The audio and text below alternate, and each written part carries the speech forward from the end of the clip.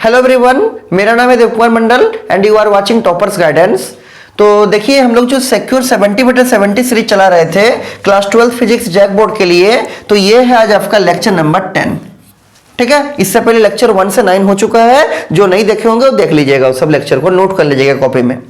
आज है आपका 16 जनवरी और आपका जो फिजिक्स का एग्जाम है जैक बोर्ड क्लास 12 का, वो है 16 फरवरी को। तो आज से आपका तकरीबन 31 डेज बाकी है।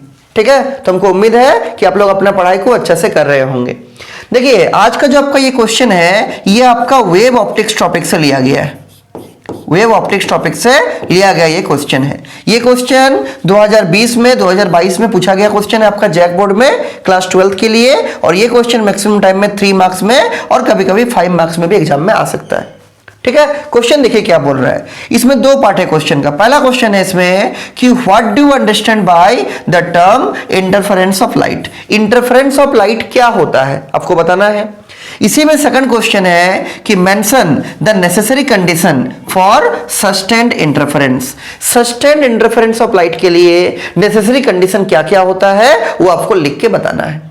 तो पहले पहला क्वेश्चन समझते हैं। पहला क्वेश्चन इसमें क्या है, इंटरफेरेंस ऑफ लाइट का मतलब आखिरकार होता क्या है। ठीक है, देखिए नीचे में यहां लिखे भी हैं, तो जब भी एग्जाम में क्वेश्चन के आंसर लिखिएगा आप लोग भी ऐसे ही हेडिंग देके लिखिएगा। समझे, हेडिंग देके लिखने से क्या होता है, जो कि जब मेरा आपका कॉपी चेक करते हैं ना, उनके ऊपर रिप्रेजेंटेशन अच्छा लगता है देखने से। देखिए, इंटरफेरेंस का मतलब क्या लिखे हैं। इंटरफेरेंस का मतलब देखिए, यहां पर हम लिखे हैं क्या कि the phenomenon of redistribution of light energy in a medium due to superposition of light waves. मान लीजिए ये कोई मीडियम है, इसमें आपका 2 वेव आपस में सुपर इंपोज कर रहा है। ये आपका एक वेव है, लाइट का वेव, जो कुछ इस टाइप से आगे बढ़ रहा है, और एक दूसरा लाइट का वेव जो है वो इस टाइप से जा रहा है ऐसा करके। ठीक है, ये कुछ इस टाइप से आपका आगे बढ़ रहा है। तो प्रैक्टिकली क्या दिखता है कि कुछ कुछ जगह में इंटेंसिटी जो है वो बढ़ जाता है। जैसे यहां पर लाइट का इंटेंसिटी बढ़ गया, मान लीजिए यहां पर लाइट का इंटेंसिटी बढ़ गया। ठीक है, और यहां पर भी मान लीजिए लाइट का इंटेंसिटी बढ़ गया इंटरसेक्शन का पोजीशन सब में। और कुछ कुछ जगह में लाइट का इंटेंसिटी आपका घट जा रहा है। जैसे यहां पर इंटेंसिटी थोड़ा कम आ गया, मान लीजिए कुछ इस टाइप से, यहां पर इंटेंसिटी कम आ गया, यहां पर मान लीजिए इंटेंसिटी कम आ गया। तो होता क्या है कि इस जगह का जो लाइट का इंटेंसिटी है वो रिडिस्ट्रीब्यूशन हुआ, यहां चला गया। इसका हो सकता है कि इंटेंसिटी कुछ यहां चला गया होगा, इस जगह का इंटेंसिटी जरूर आपका यहां पर आया होगा। तो किसी भी मीडियम में जब 2 या 2 से अधिक वेव आपस में सुपर इंपोज करता है, आपस में एक दूसरे के ऊपर ओवरलैप करता है, सुपर इंपोज करता है, तो उसका जो एनर्जी का रिडिस्ट्रीब्यूशन होता है, लाइट एनर्जी का जो आपस में रिडिस्ट्रीब्यूशन होता है, उसी फेनोमेनन का नाम क्या है, इंटरफेरेंस ऑफ लाइट। तो एग्जाम में अगर आएगा इंटरफेरेंस क्या है, आप वही लिखिएगा क्या कि the phenomenon of redistribution of light energy in a medium due to superposition of light waves। जब 2 लाइट वेव आपस में सुपर इंपोज करता है, तब जो उसका एनर्जी का रिडिस्ट्रीब्यूशन होता है किसी मीडियम में, उसी को हम लोग बोलते हैं क्या, इंटरफेरेंस ऑफ लाइट। अगला है, इसका एग्जांपल भी लिख दीजिएगा क्या। पहला एग्जांपल देखिए क्या लिखे हैं, signing off thin well film on water when sunlight incident on it. मतलब अगर आपका कोई पानी में आपका तेल का कुछ बूंद अगर आप डालिएगा और उसके ऊपर जब सनलाइट गिरेगा तो वो शाइनिंग करेगा, चमकेगा। किस फेनोमेनन से, due to interference of light. किसी पानी में अगर आप तेल का बूंद को डालते हैं, तेल का पतला सा लेयर को डालते हैं, और जब उसके ऊपर सनलाइट गिरता है तो वो तेल का लेयर चमकने लगता है, शाइन करने लगता है, due to which phenomenon, interference of light. अगला example, shining of soap film. मतलब जो साबुन का पतला सा लेयर है वो भी जो चमकता है, due to which phenomenon, due to interference of light. तो जब भी इंटरफेरेंस का डेफिनेशन पूछेगा साथ में एग्जांपल भी दिखा दीजिएगा। और अगर ये क्वेश्चन आपका 3 नंबर में आया, फिर साथ में आपको इंटरफेरेंस का टाइप भी लिखना चाहिए। इंटरफेरेंस बेसिकली आपका 2 टाइप का होता है, एक होता है कंस्ट्रक्टिव इंटरफेरेंस, एक होता है आपका डिस्ट्रक्टिव इंटरफेरेंस। देखिए समझते हैं क्या है कंस्ट्रक्टिव, क्या है डिस्ट्रक्टिव। तो नंबर 1 लिखे हैं, यहां पर ऊपर में क्या लिखे हैं, interference of light is of 2 types. Number 1 है कंस्ट्रक्टिव इंटरफेरेंस। इसमें क्या होगा, when the 2 waves are superimposed in the same phase. ये सेम फेज वर्ड को अच्छा से ध्यान रखिएगा।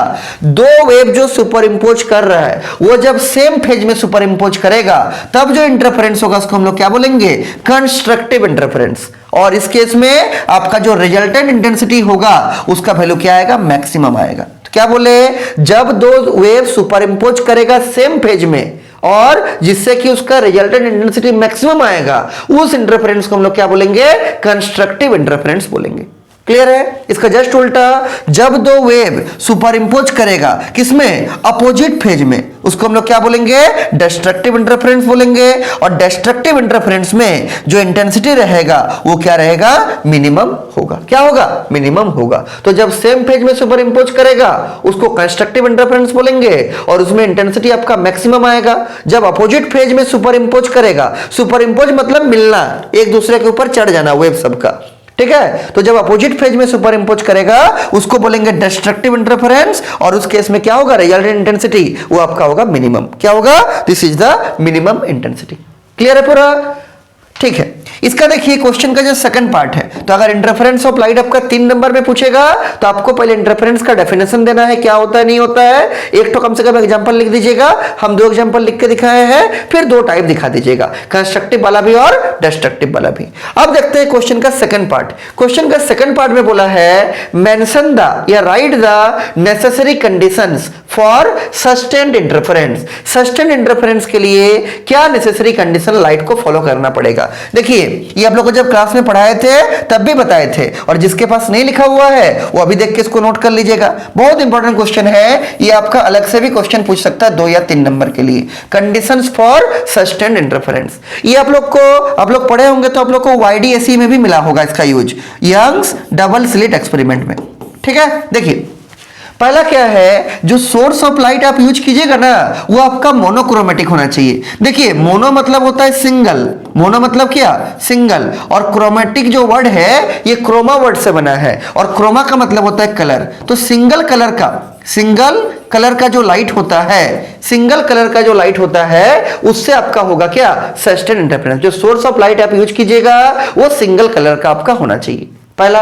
दूसरा क्या है, 2 sources should be coherent, source आपका कोहेरेंट भी होना चाहिए। कोहेरेंट का मतलब क्या, that is they have same wavelength, उन दोनों सोर्स से जो लाइट आएगा उसका वेवलेंथ सेम होना चाहिए, फ्रीक्वेंसी सेम होना चाहिए और एक कांस्टेंट फेज डिफरेंस होना चाहिए। आप इसको एक लाइन में शॉर्ट करके लिख सकते हैं। पहला पॉइंट क्या, source should be monochromatic, single colour वाला लाइट का सोर्स यूज करना, जैसे एग्जांपल के रूप में सोडियम लाइट होता है आपका।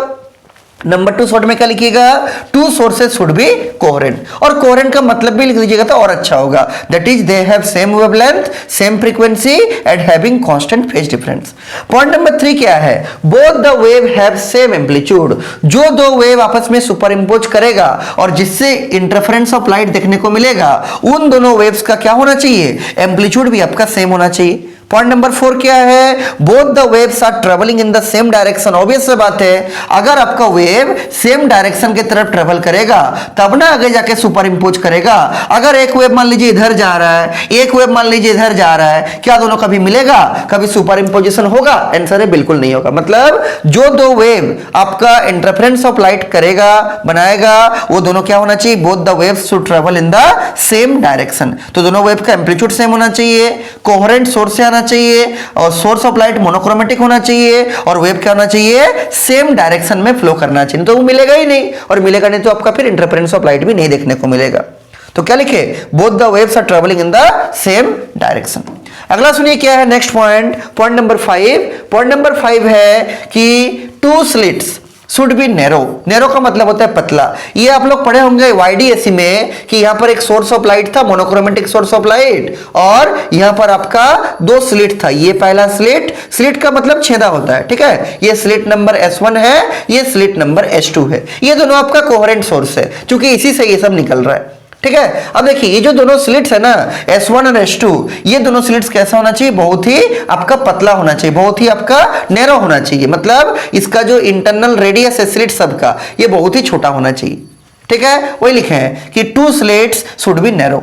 नंबर 6 लिखे हैं distance between 2 slit should be small. ये जो 2 स्लिट के बीच का डिस्टेंस है जिसको स्मॉल d से दिखाया जाता है, इसका वैल्यू बहुत छोटा होना चाहिए। तब आपका अच्छा से इंटरफेरेंस ऑफ लाइट हो पाएगा। और लास्ट पॉइंट लिखा है point number 7, distance between slates and the screen should be large. यहां पर स्क्रीन भी रखे थे हम लोग, याद होगा आप लोग को YDSE में, यंग्स डबल स्लिट एक्सपेरिमेंट में। ये जो स्क्रीन है तो स्क्रीन का और स्लिट के प्लेन के बीच का डिस्टेंस जो होता है, जिसको हम लोग कैपिटल D से दिखाते हैं, इसका वैल्यू बड़ा होना चाहिए। तो स्मॉल d का वैल्यू छोटा होना चाहिए। स्मॉल d क्या है? दो स्लिट्स के बीच का डिस्टेंस।